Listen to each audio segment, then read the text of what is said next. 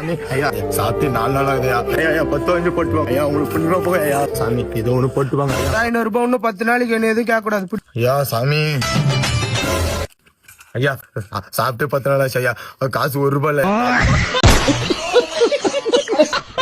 ஏதாவது போட்டுவாங்க ஐயா. என்ன வேலை அத்தன் கால் கை பிடிச்சு கெஞ்சினுக்கிறது தானே வேலை.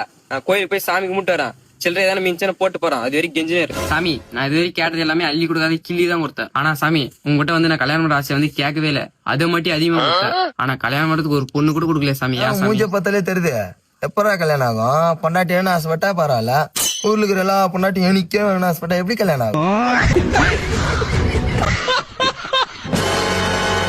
ஐயா ஐயா ஐயா கோயிலுக்கு உள்ள போயிட்டு வந்து பாருங்க ஐயா ஐயா ஐயா ஐயா போட்டுவாங்க. பிச்சைக்காரன் நான் ஊரேஞ்சன ஏரேஞ்சன இந்த ஊர்ல என்ன பணம் சம்பாதிக்க எவனோ அப்படியேப்பட்ட பணக்காரன்னா நீ ஏன் களை பிடிக்கிறியா? நான் சம்பாதிக்கிறேன். எவ்வளவு சம்பாதிப்ப? ஒரு 4000 5000 சம்பாதிப்பேன். தம்பி நான் ஒன்னும் மாச சம்பளத்தை கேட்கல தம்பி, நானும் என் மாச சம்பளத்தை சொல்ல, என் 1 நாள் சம்பளத்தை சொல்ல. ஐயா